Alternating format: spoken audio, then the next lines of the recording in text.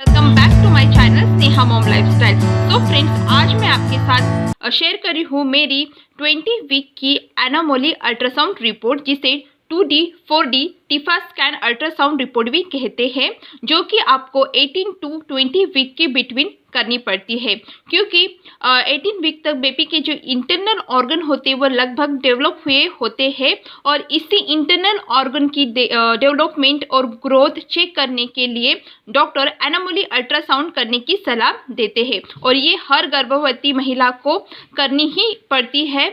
बहुत ही इम्पोर्टेंट ऐसी ultrasound report है। तो चलिए जानते हैं कि यहाँ पर आपको क्या क्या देखने को मिलता है। सो क्या क्या इंफॉर्मेशन मिलते हैं इस अल्ट्रासाउंड रिपोर्ट थ्रू।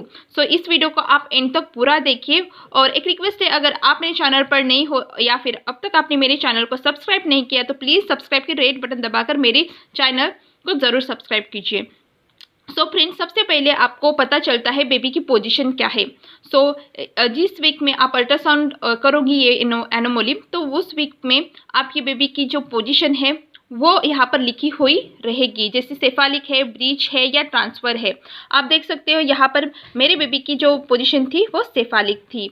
साथ ही साथ वो लेफ्ट में है या राइट में है वो भी पता चलता है। दूसरा आपको पता चलता है प्लासेंटा की पोजीशन। ठीक है, इस वीक के दरमियान जो भी प्लासेंटा की पोजीशन है, जैसे पोस्टीरियर है, एंटेरियर है या फिर लो लाइन है, फंडल है, वो भी आपको पता चलता है। ठीक है, फिर ये है ग्रेड 2 मैच्योरिटी, ये प्लासेंटा की मैच्योरिटी होती है वो भी पता चलता है, ग्रेडिंग पता चलती है। ठीक है, इस पर भी मैंने डिटेल में वीडियो बनाया है, मेरे चैनल पर अवेलेबल है, वो आप देख सकते हो। साथ ही साथ internal OS close, internal OS क्या होता है इस पर भी मैंने डिटेल में वीडियो बनाया है। और सर्विक्स लेंथ भी यहाँ पर लिखी हुई है, जिसे आप देख सकते हो 40 mm। जनरली प्रेगनेंसी में जो सर्विक्स की लेंथ होती है वो 3 सेंटीमीटर के नीचे नहीं चाहिए, 3 सेंटीमीटर के ऊपर चाहिए। उसके बाद आपको पता चलता है AFI यानी एम्नियोटिक फ्लूइड इंडेक्स, वो क्या है वो भी आपको पता चलता है। यहाँ पर आप देख रहे हो 14.1। सो नॉर्मली 5 सेंटीमीटर से लेकर 25 सेंटीमीटर के बिटवीन होना चाहिए।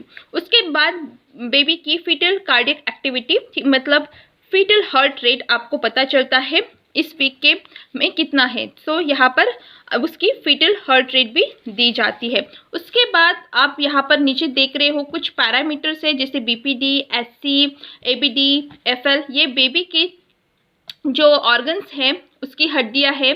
ठीक है, उसके मेजरमेंट होता है। चलिए देखते हैं वन बाय वन। पहले है BPD। BPD का मीनिंग होता है बाय पैराइडल डायमीटर। यहाँ पर बेबी का जो हेड होता है उसका मेजरमेंट होता है 1 ईयर से लेकर उसके दूसरे सामने से जो मेजरमेंट होता है वो। उसके बाद SC मतलब हेड सरकमफरेंस, बेबी का जो सर की गोलाई है उसका माप होता है। उसके बाद ABD सरकमफरेंस, बेबी की पेट की गोलाई।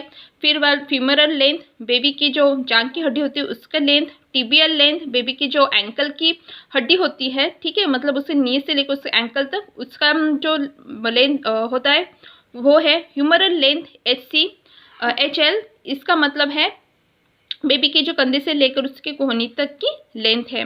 सो फ्रेंड्स, ये वीक बाय वीक कितना होना चाहिए इसका भी मैंने मेरे चैनल पर अपलोड किया है, या फिर मैं चार्ट भी आपको दे दूंगी, तो उससे आप चेक कर लेना।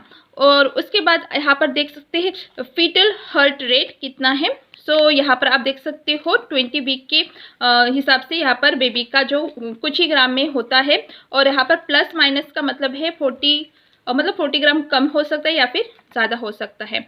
यहाँ पर उसके बाद जेस्टर्नल एज, ठीक है, वो दी गई है। तो जेस्टर्नल एज थी 19 वीक। उसके बाद EDT मतलब एस्टिमेट ड्यू डेट भी लिखी हुई जाती है अल्ट्रासाउंड के हिसाब से।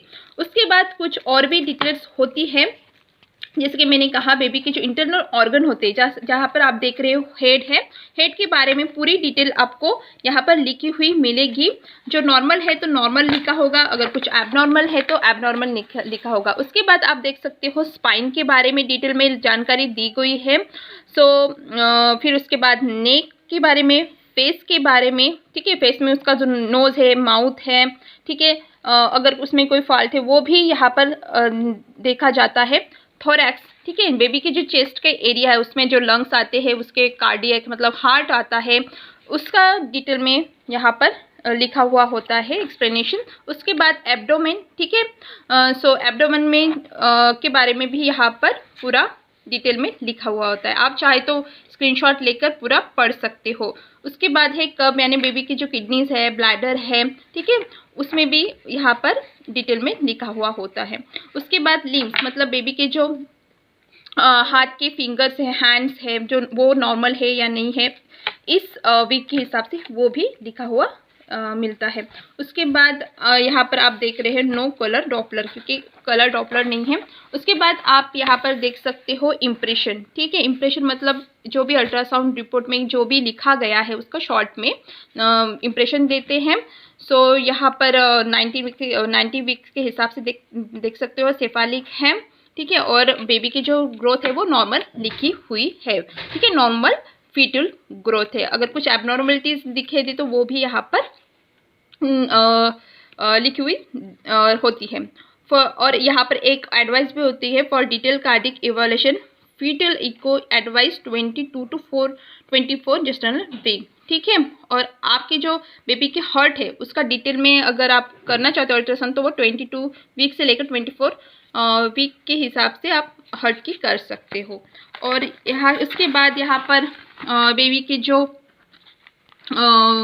अल्ट्रासाउंड है उसकी पिक्चर्स है, जैसे किडनी, ह्यूमरस, ठीक है, ये सब पिक्चर्स यहाँ पर दी जाती है। लेग्स है, फुट है, हेड है, ठीक है, प्लासेंटा पोजीशन है, हैंड्स है, उसका जो एरोटा मतलब हार्ट का पार्ट है। सो इसी ही इमेजेस को एक्सप्लेन करके आपके रिपोर्ट में लिखा जाता है। सो फ्रेंड्स, ये वन ऑफ द इम्पोर्टेंट ऐसे अल्ट्रासाउंड रिपोर्ट है। हर प्रेग्नेंट लेडी को ये वाली जो अल्ट्रासाउंड है 20 वीक की एनुअल अल्ट्रासाउंड करना चाहिए। सो फ्रेंड्स, आई होप आज की इस वीडियो थ्रू आप जान गए होंगे कि 20 वीक अल्ट्रासाउंड में आपको क्या क्या पढ़ने को मिलता है, बेबी के बारे में, उसकी डिटेल्स में क्या क्या होना चाहिए। सो ये सब है। अगर आपको इस अक्सर सवाल ये पूछे जाते हैं कि अल्ट्रासाउंड थ्रू हमको बेबी जेंडर पता कैसे चलता है, या फिर अल्ट्रासाउंड में कहाँ लिखा होता है कि बेबी बॉय होगा या बेबी गर्ल। सो फ्रेंड्स, मैं ये बता दूं कि अल्ट्रासाउंड में क्लियरली आपको कहीं भी ये नहीं लिखा हुआ होता है कि आपको बेबी बॉय होगा या बेबी गर्ल। ये अल्ट्रासाउंड रिपोर्ट थ्रू रिवील नहीं किया जाता, खास करके इंडिया में, क्योंकि ये इलीगल है और ऐसा करने से कड़ी से कड़ी सज़ा का प्रावधान है। तो आपको अल्ट्रासाउंड रिपोर्ट में ये लिखा हुआ नहीं दिखेगा।